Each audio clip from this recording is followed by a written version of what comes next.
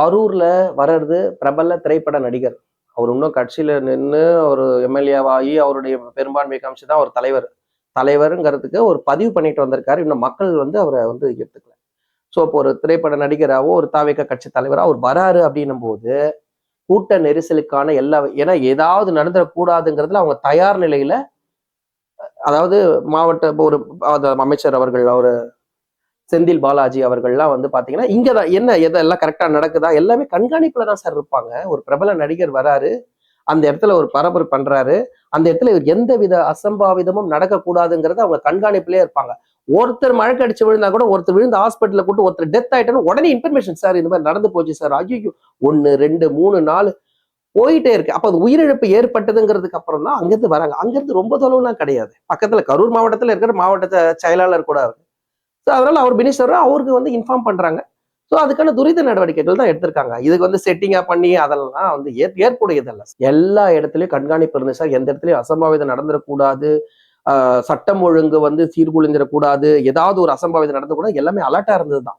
அது உடனடியா வந்திருக்காங்க. இதை வந்து நம்ம வந்து எப்படி இது ஏத்துக்க முடியாது. பாதுகாப்பு ரொம்ப குறைவா இருக்கிறதா சொல்லிட்டு இருக்காங்க. இல்ல சார்.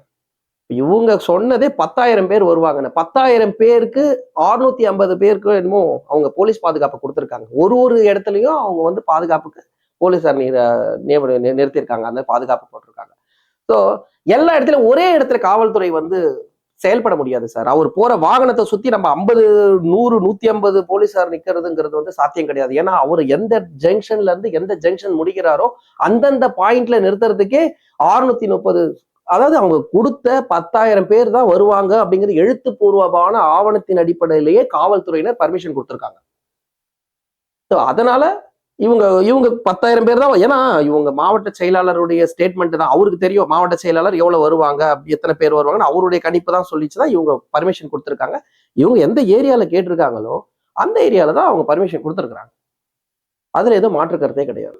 எனக்கு என்ன தெரியுமா சார், அரசியல் பிரமுகர்கள் இந்த பரப்புரை ஏற்படும் பிரச்சாரம் மேற்கொள்ளும் போது கட்சிகளுக்கு வந்து எந்த கட்சி தரப்பும் அனுமதியை கொடுக்கூடாது சார். மாநாடு போட்டு நடத்துறதுக்கு ஏதாவது ஒரு இடம் செட் பண்ணி அங்க வந்து பல்லாயிரக்கணக்கான லட்சக்கணக்கான மக்கள் கூடுற மாதிரி இடம் கொடுத்து அவங்க மாநாடு நடத்துறதுக்கு அனுமதி கொடுக்கணுமே தவிர எல்லா தலைவர்களும் இந்த மாதிரி பிரச்சாரம் பண்ணி குறுகிய சாலைகள்ல பிரச்சாரம் மேற்கொள்ளக்கூடாதுங்கிற ஒரு சட்டமன்றம் கொண்டு வந்தாங்கன்னா ரொம்ப சேஃப்டியா இருக்கும். ஏன்னா மக்கள் தொகை அதிகரிச்சு இப்ப மக்கள் அங்கங்க பாத்தீங்கன்னா அந்த இடம் நீங்க இப்போ விபத்து நடந்த இடத்த கூட பாத்தீங்க அப்படின்னா மரத்துல ஏறி அந்த வீடியோலாம் நீங்க பார்த்திருப்பீங்க. 2 பக்கம் அதாவது நடு ரோட்ல பிளாக் பண்ணி நிக்கிறாங்க.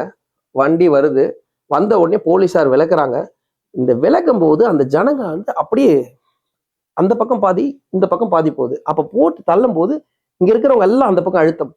மறுபடியும் வண்டி சென்டர் வரும்போது நீங்க பார்க்கலாம் டிவில இந்த ரோல் கேமரா பாத்தீங்கன்னா அந்த அப்படியே அந்த கீழே என்ன குலுங்கிறது அந்த மக்களுடைய அழுத்தங்களை அப்படியே பார்க்கலாம்.